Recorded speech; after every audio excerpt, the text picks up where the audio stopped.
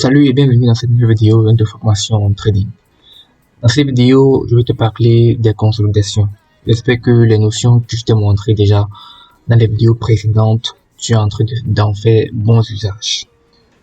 Donc, il faut comprendre que la plupart du temps, le marché est plus en consolidation dans un range qu'en tendance. Donc, je t'ai montré comment trader les tendances.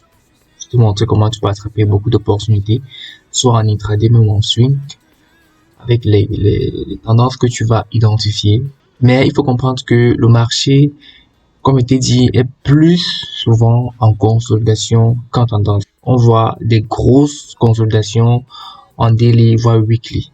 Tu vois, donc il est important de savoir trader donc les ranges pour pouvoir en bénéficier, parce que s'il faut patienter pour toujours avoir les tendances pour trader, alors on risque beaucoup patienter ou bien basculer sur d'autres actifs ou d'autres paires de devises pour chercher les opportunités. Donc il est important pour toi de savoir comment est-ce que tu peux te comporter, comment est-ce que tu peux trader justement les marchés en range. Donc je vais te montrer ça directement. Alors, 70% du temps, des hauts et des bas des consolidations sont respectés. Et du coup, le prix se renverse. Ça veut dire que, en fait, la première étape pour savoir comment identifier un marché en consolidation, c'est d'identifier le plus haut et le plus bas. Donc, tu sais très bien les marchés en consolidation. Moi, je t'en ai parlé. Ce sont un marché stable, un marché qui n'a pas de tendance, en fait. Ça n'a pas de direction précise.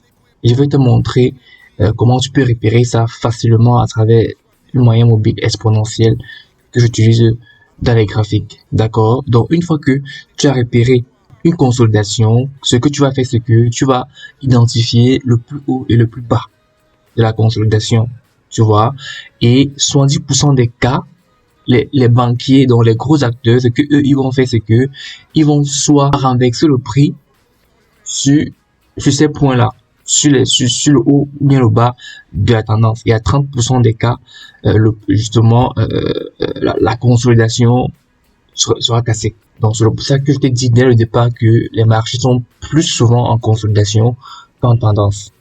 Donc, du moment où tu as identifié la consolidation, le plus haut et le plus bas, quand tu es sur le plus haut ou bien sur le plus bas, tu vas donc te dire que le prix peut, à 70% des cas, se retourner. Donc, tu t'attends à ça. D'accord?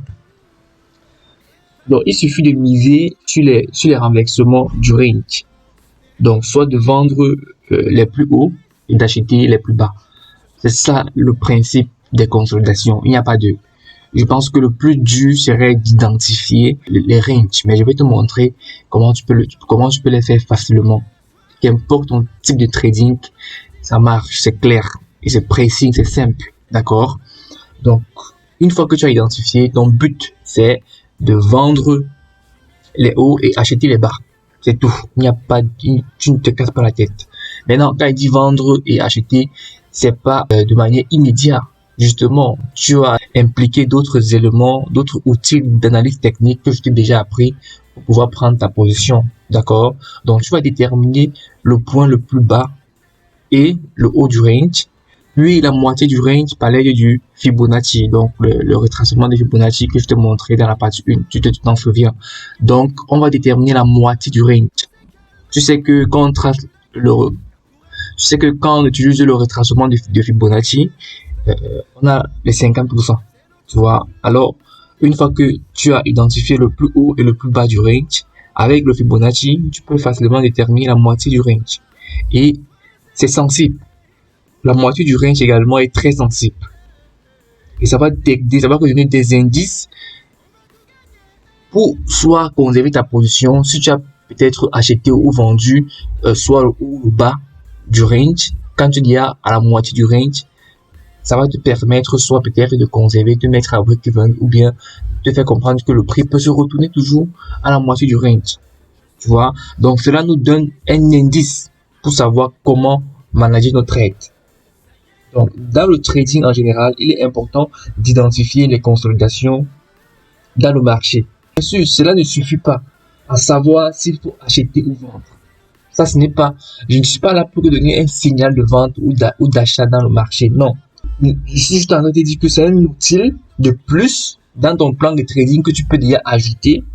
Tu vois, donner un indice de plus d'analyse technique pour mieux gérer tes trades. Donc, en plus de la tendance à long terme, la structure du marché, les profils du marché que tu connais déjà, que moi je te montrais, qu'on a déjà vu, on va donc ajouter à ça le fait de trader dans les ranges. Tu vois, on va donc ajouter cet armement-ci, donc le plus haut et le plus bas du range, et même la moitié du range, pour justement te permettre de mieux manager tes trades, de mieux gérer tes trades. D'accord? Donc, dans ton plan de trading, tu vas ajouter ceci. Donc, là, maintenant, on va basculer sur les graphiques et je vais te montrer comment est-ce que tu peux faire ça facilement. Bon, voilà, nous sommes sur TradingView. Tu te souviens de notre fameux compte de trading qu'on avait créé? Voilà, TradingView avec la version gratuite. Il y a toujours les publicités là qui apparaissent partout. Bon. Avec TradingView, on va prendre un exemple. Bon, si GBP USD, on peut prendre, bon, une fois que tu studies tes graphiques, tu vas ajouter l'indicateur EMA 200, d'accord? Tu vas ajouter la moyenne mobile exponentielle 200. On va configurer, tout ce que tu as fait, c'est de mettre ici 200, d'accord? C'est la moyenne mobile simple, facile, style. Bon, au niveau de la couleur, bon, tu mets la couleur que tu veux, hein, mais moi j'aime utiliser la couleur orange si ça me plaît comme ça. La visibilité c'est ok, tu mets d'accord. D'accord, on va travailler sur, disons qu'on va travailler sur NZDJPY, tu vois, NZD c'est quand même une paire un peu volatile, c'est une paire croisée, voilà. Donc on va mettre disons on met ça en daily. On travaille en daily. Alors en daily, qu'est-ce qu'on a? L'astuce avec la moyenne mobile 200, c'est que tu vas tout simplement repérer les points où la moyenne mobile est stable. La moyenne mobile est plate. Tu vois, par exemple ici, tu vois, la moyenne mobile n'est ni haussière, ni baissière. C'est juste plate comme ça. Là, tu sais que nous sommes dans une consolidation. Quand la moyenne mobile commence à s'aplatir là, tu sais que là, c'est un marché en consolidation qui commence. D'accord? Donc, on va prendre par exemple ce niveau-ci.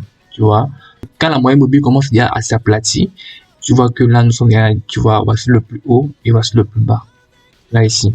Donc, on va prendre le Fibonacci. On va dire que nous sommes de là à là. Bon, là, actuellement, il y a trop de...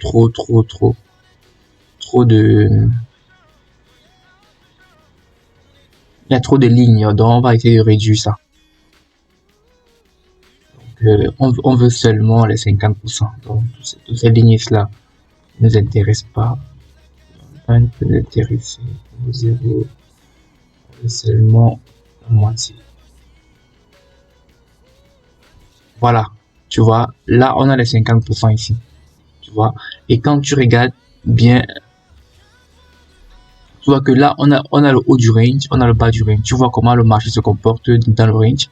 Tu vois, le prix arrive ici. Il arrive légèrement, tu vois, quelques pips du range, il revient. Il arrive au bas, il revient. Et là, tu peux voir la moitié du range. Tu vois la réaction qu'il y a eu au niveau de la moitié du range. Le prix est arrivé ici. Il a retracé avant de continuer. Là, tu vois. Là, le prix vient ici. En haut du range. Tu vois, il ne traverse pas. Il retourne. Et en temps, la moyenne mobile reste plate. Donc, ça te confirme encore que c'est une tendance. C'est une consolidation. D'accord? On peut continuer. Tu peux voir. Là, tu vois comment, tu vois la réaction de la moitié du range. La moitié du range, les 50%, tu vois comment le prix a bien réagi à ce niveau-là. On revient là, tu vois, le prix vient ici. Qu'est-ce qu'il fait? Au plus bas, il sort un peu. Donc, comme une chasse au stop. Tu vois, les banques savent, c'est fait de manière consciente. Ils savent ce qu'ils font.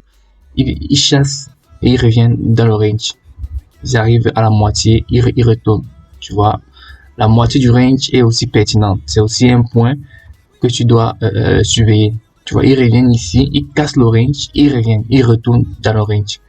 Tu vois, là, quelques pips du haut du range et ils reviennent. D'accord? Donc, à partir d'ici, on voit qu'il y a eu la cassure du range. La cassure, donc, le plus haut a été cassé. Et une cassure reteste même encore plus. Et très souvent, quand tu as identifié ça, tu vas te rendre compte que ce haut du range, ce bas du range et même la moitié du range ici va justement coïncider ou bien sera en confiance avec certaines zones de valeur que tu traites déjà. D'accord? Et ça va justement augmenter tes probabilités. Tu vois encore ici, tu vois, dès que la tendance baissière ici commence, on a ça. La moyenne mobile expo commence à s'aplatir. Dès que ça fait comme ça, tu peux y repérer le range. Tu peux y dire que, ok, voilà le haut du range. Quand ça là commence déjà à se former, la moyenne mobile commence à être plate. Tu te dis, voilà le haut du range. Donc, on va prendre de là à là. Voici le bas du range. Tu vois? Et là, on peut tirer et tu peux voir comment le marché se comporte là. Tu vois? Le marché vient. Tu vois la pertinence de la moitié du range ici. Alors, le prix revient, il casse ici, il a cassé sa consolidation, il a retesté et il continue tendance baissière. Tu vois? Donc il faut habituer tes yeux à voir ça. Donc on va passer aussi, ça marche sur tous les time frames. Hein. Ça marche sur tous les time frames. Là je suis pas en train de te dire un truc. Donc ici, s'il faut identifier le range, on voit clairement que là nous sommes sur NZD USD, NZD JPY autant pour moi. Tu vois, le prix, la moyenne mobile ici commence à s'aplatir. Et là, c'est clair. Voilà le haut du range ici. Et voilà le bas du range. Ici. Tu vois, le haut et le bas. Donc, on prend là. On prend de là. Nous sommes là. Tu vois. Et là, tu peux voir comment le prix a réagi. On vient ici. On arrive légèrement en dessous. On reste dans la moitié du range. Tu vois comment le prix réagit facilement dans la moitié du range. Voilà. Donc là actuellement c'est important. Tu peux déjà tracer ce haut et ce bas du range. Donc en H4, nous sommes déjà dans le range. Donc quand tu bascules peut-être sur tes unités de temps inférieures, tu sais que nous sommes dans le range. Et dans ce range là, quand tu descends sur tes time frames inférieurs, tu vas avoir des micro-tendances, soit haussières ou baissières. Mais vu que tu as identifié les niveaux du range à une unité de temps supérieure, quand tu es en train de trader dans des unités de temps inférieures, tu prends en compte. Par exemple, ici, la moitié du range, à une unité de temps inférieure, tu auras une tendance baissière. Mais vu que toi, tu as identifié justement la moitié du range, tu sais qu'il peut avoir un retournement ici. Donc, ça te donne un indice que tu ne dois pas justement garder ton trade voilà quoi, pour plusieurs jours. D'accord? Donc, on peut encore prendre beaucoup d'autres exemples. Ici, là aussi, tu vois la moyenne mobile commence à s'aplatir. Là, ça te donne un indice dans le haut et le bas du range. Tu vois. Donc, tu peux basculer sur tes unités de temps. Bon, on va prendre aussi, on va prendre la M15. Dans la M15, pourquoi pas. Et ça marche sur tous les time frames, d'accord? Ça marche sur tous les time frames. On va annuler ça.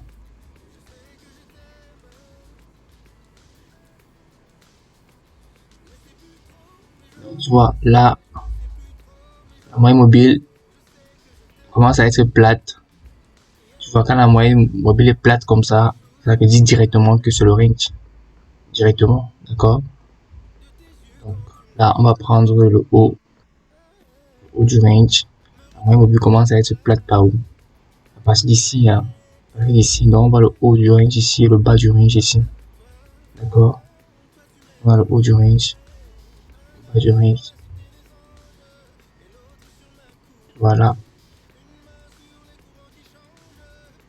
Et tu peux voir la réaction que ça a eu au niveau de la moitié du range. Tu vois que la moitié du range est aussi une zone très importante. Et toi, quand tu as identifié le haut du range et le bas du range comme ça, toi, ton objectif, quand le prix arrive sur le bas du range, c'est d'acheter. Quand c'est dans le haut du range, c'est de vendre. Et tu prends en compte justement la moitié du range. D'accord? Donc, là, en tendance haussière, tendance baissière. Ici, voilà, magnifique. Voici encore un range. Tu vois, on quitte la tendance haussière. Le marché, au lieu de chuter, tu vois, il arrive ici. Un temps, il est en dessous de la moyenne mobile Expo 200. Un temps, il est au-dessus. Ça te crée un range là. Le range qui a été cassé par la suite. D'accord? Donc, il y a plusieurs autres exemples qu'on peut prendre ici. Par exemple, c'est magnifique. On voit la moyenne mobile ni à la hausse ni à la baisse. Tu vois? Donc, on va prendre de là à là. Tu vois? De là à là. Et là, tu peux voir toi-même, de tes propres yeux, comment la moitié du range a réagi. Et là aussi, dans le haut du range, quelque part ici. Haut du range, bas du range, directement. Tu vois, de là, de la moitié du range, cassure et test ici, là, moitié du range. Bon, il faut aller voir ça sur tes graphiques et identifier justement le range. Quand tu as le range, identifie le range et justement, ça va te permettre de mieux trader dans tes graphes. D'accord? Donc, je te remercie d'avoir suivi cette vidéo et je te dis à la prochaine.